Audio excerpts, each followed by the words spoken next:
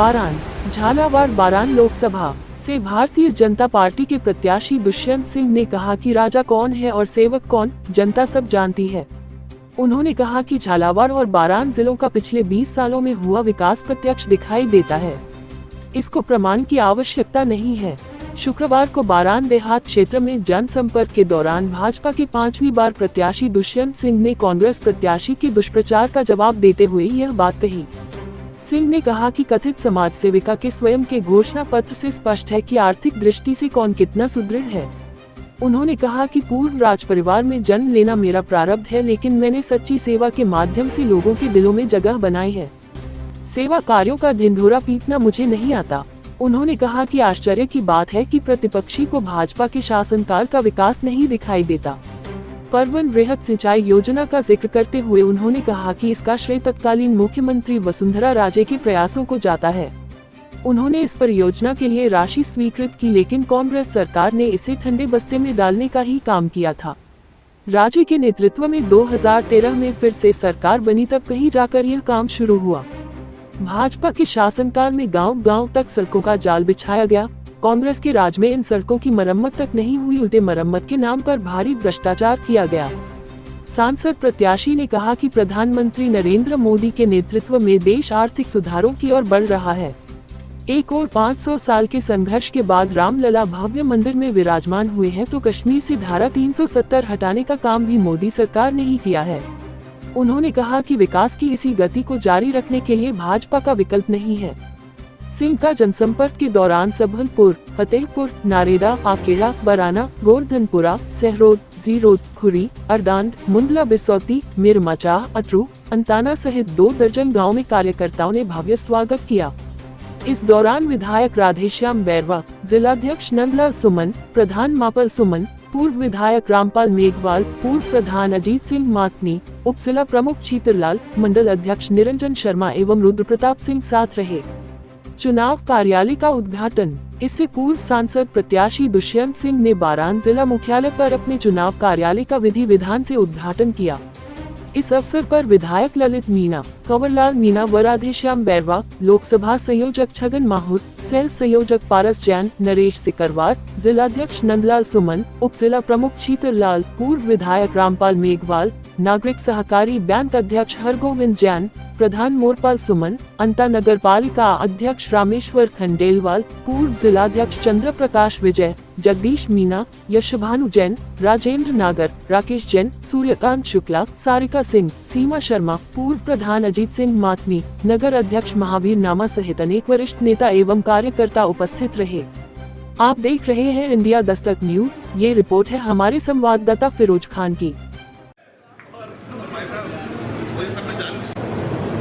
हमारे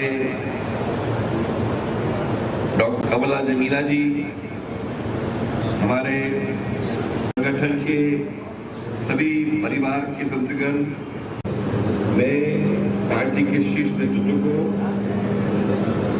मैं धन्यवाद देता हूं कि उन्होंने मुझे एक मौका दिया। पार्टी के कार्यकर्ताओं ने मुझे समर्थन दिया। उनके कर कमलों के द्वारा पार्टी की वर्कर, पार्टी के नेताओं के वजह से मुझे एक बार फिर से 5वीं बार मौका मिला है कि आपके लिए कुर्सी ले जाऊं। मुझे कुर्सी में बैठने की आदत नहीं है। मैं आप मुझे जहां बताएं मैं वहां बैठने को इच्छुक हूं और पार्टी के कार्यकर्ताओं के साथ क्षेत्र में प्रगति के साथ जब भी दिक्कत आई है मैंने हमेशा समर्थन किया है और क्षेत्र में हम लोग पार्टी को आगे ले जाने की हमारे प्रयास हैं।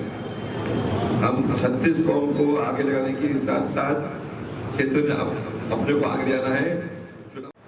राजा साहब दुष्यंत सिंह जी और संयोजक छगनलाल जी मशाब, संयोजक आदरणीय नरेश सिंह जी, अध्यक्ष जी आदरणीय नंदलाल जी, विधायकगण, सम्मानित मंच एसादेश, सभी मेरे बुजुर्गों और वहाँ जो पार्टी को सींचने वाले जो बैठे हैं बुजुर्ग, आपके चरणों में मैं प्रणाम करता हूँ कि यहाँ उस समय लोग पत्थर बरसाते थे, एक झंडा लगाने वाला मिल जाता था तो बहुत खुशी होती थी। उस समय में आपने पार्टी को सींचा, आपके चरणों में प्रणाम। अटल जी, आडवाणी जी, राजमाता जी ने, नानी जी ने इस पार्टी को सींच कर यहाँ तक पहुँचाया, उन सबके चरणों में मेरा प्रणाम। बंधुओं, मैं एक बात कहता हूँ, हम सांस्कृतिक राष्ट्रवाद पर काम करते हैं। हम भारत को भारत माता कहते हैं और लोग टुकड़े करने की बात करने वालों को टिकट देते हैं। हम भारत को भारत माता कहते हैं। और क्यों कहते हैं? भारत ही एक ऐसा देश है जिसको माता कहा जाता, न अमेरिका माता, न चीन माता, न रूस माता, न कोई माता, पर भारत को माता क्यों कहा जाता?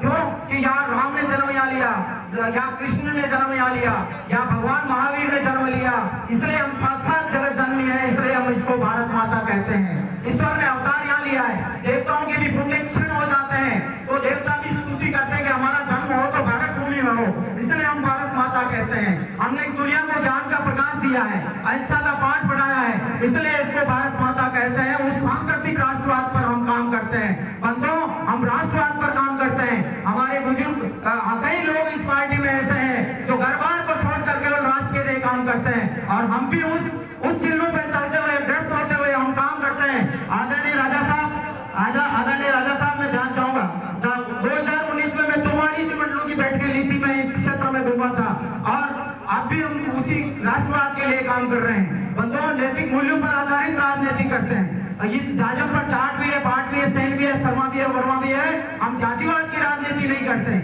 हम नीतिगत मूल्यों पर आधारित राजनीति करते हैं। हम सांस्कृतिक राष्ट्रवाद पर काम करते हैं। भारत के भूत और भविष्य और वर्तमान को मिलाकर भारत को आगे ले जाने का काम करते हैं। हम वैसे भूषा और भाषा के आधार पर सांस्कृतिक राष्ट्रवाद पर काम करते हैं। ये गाय और गीता और गंगा की संस्कृति है।